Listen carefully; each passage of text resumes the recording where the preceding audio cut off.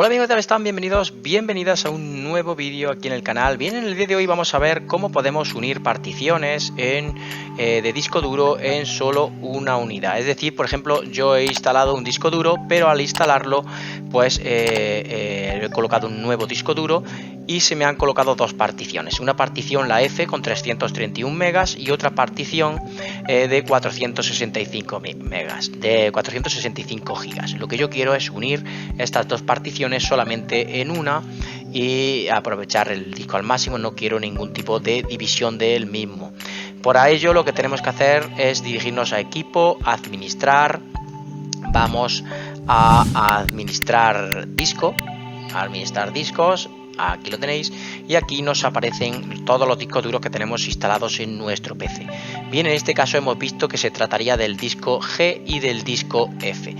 Bien, lo que tenéis que tener en cuenta es que va en orden correlativo. Lo que tenéis que hacer es eliminar el de la parte de la derecha, este disco, nuevo volumen de 349 megas, para conseguir expandirlo o unirlo a este disco que sería el mismo. Para ello, botón de la derecha y le vamos a dar a eliminar volumen. Le damos a eliminar volumen. Antes de darle así a este mensaje, tener en cuenta que todo lo que haya dentro de este disco lo va a eliminar. Hay que tener en cuenta, por si tenéis archivos de valor y demás, tenéis que respaldarlos, copiarlos en otro disco duro, porque si no lo vais a perder. Bien, yo como no tenía absolutamente nada, simplemente le damos a sí.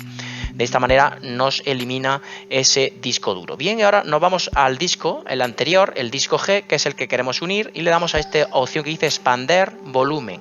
Le damos un clic y simplemente le dais siguiente. Vemos que nos va a expandir el volumen, el disco 2, 349 megas, que era de lo que se trataba más o menos. Simplemente lo que tenéis que dar es decirle que sí y que le damos a agregar. Aquí lo tenéis, nos lo ha agregado. Y ya simplemente le dais a siguiente, siguiente y finalizar.